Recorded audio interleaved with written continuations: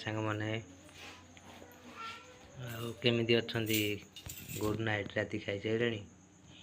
ଦେଖନ୍ତୁ ଆମର ହେଇଛି ଆଜି ଭାତଟା ସବୁବେଳେ ହେବ। ଆଉ ଏଇଟା ଦେଖନ୍ତୁ ଡାଲି କରିଛନ୍ତି, ଡାଲିରେ କ'ଣ କ'ଣ ଗୋଟେ ମିଶାଇ ଦେଇଛନ୍ତି। ଆଉ ଏଇଟା ଦେଖନ୍ତୁ ମୋ ଲୁଣ ଡବା ଆଉ ଏଇଟା ହେଉଛି ମୋ ପାଣି କଂସା। ଅନ୍ଧାରରେ ଟିକେ ଅଛି, ମୁଁ ଆଲୁଅରେ ବଇଛି ତ ସେଥିପାଇଁ ଦେଖାଯାଉନି। ମୁଁ ଆଣୁଛି ଟିକେ, ଆପଣ ଦେଖିବେ। ଦେଖନ୍ତୁ ଏତିକିର ପାଣି ମୁଁ ପିଇ କରି ରହିବି ଆଜି ରାତି ସାରା। ଆମର ତ ଗିଲାସ ନାହିଁ। ଆପଣଙ୍କର ଯଦି ଅଛି ଗୋଟେ ପଠେଇଦେବେ। ଆଉ କ'ଣ କରିବା, ଏଇରେ ଡାଲି ଭାତ ଖାଇକି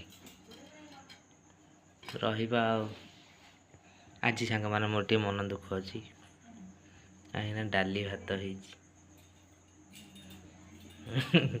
ଡାଲି ଭାତରେ ମୁଁ ଭାତ ଖାଏ। ଟିକେ ଚିଙ୍ଗୁଡ଼ି ଫିଙ୍ଗୁଡ଼ି ଯଦି ହେଇଥିବ ଆଉ ଦଳା ଦଳି ଟିକେ ହେଇଥିବ ମୁଁ ଖାଇବି। ଏ ଡାଲିକି ମୁଁ ଟିକେ ପସନ୍ଦ ନାହିଁ। ଟିକେ ନହେଲେ ଚଙ୍ଗ ଶୁଖୁଆ ଆଜ୍ଞା ଚଟୁଣି ହେଇଥିବ। ଆଉ ଭଲ ଲାଗିବ ଖାଇବା ପାଇଁ। ଆଉ କ'ଣ କରିବା, ଆଉ ଆମେ ତ ଏଇଭଳିଆ ଏମିତି ବଞ୍ଚୁଛୁ। ଆଉ ଆମେ ତ ୟୁଟ୍ୟୁବ୍ ଦେଖୁଛୁ, ଆଉ ତାଙ୍କ ୟୁଟ୍ୟୁବ୍ ଦେଖିକି ଆମେ ଖୋଲିଛୁ।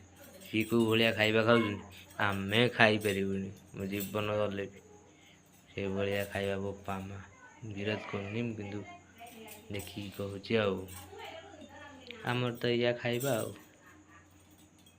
କାହିଁକିନା ଆମେ ତାଙ୍କ ଦେଖାରୁ କ'ଣ ମିଳିବ ଆମର?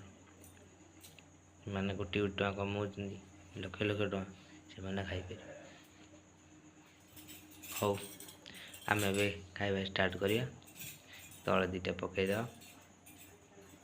ମୋ ବାପା ଚାଲି ଯାଇଛନ୍ତି ତ, ସେଥିପାଇଁ ତାଙ୍କ ପାଇଁ କିଛି ଦିଆହେଉଛି, ହେଲେ ରାଗ ଅଭିମାନ କରିବେ। ହଉ, ଭୋଜନ କରିବା। ତମେ ଯାଅ ଖାଇଦେବ, ମୁଁ ଯାଉଛି ଖାଇକି ଶୋଇବି। ଆଉ ହଁ, କାଲି ଯିବି ମୁଁ ଧାନ କାଟି ଆସି ସାରିଲା ପରେ ଯାଇକି ମୁଁ ଛାଡ଼ିବି ଆପଣଙ୍କ ପାଇଁ ଗୋଟେ ଖାସ୍ ଭିଡ଼ିଓ ଛାଡ଼ିବି, ଦେଖିବି। ରହୁଛି, ଜୟ ଜଗନ୍ନାଥ।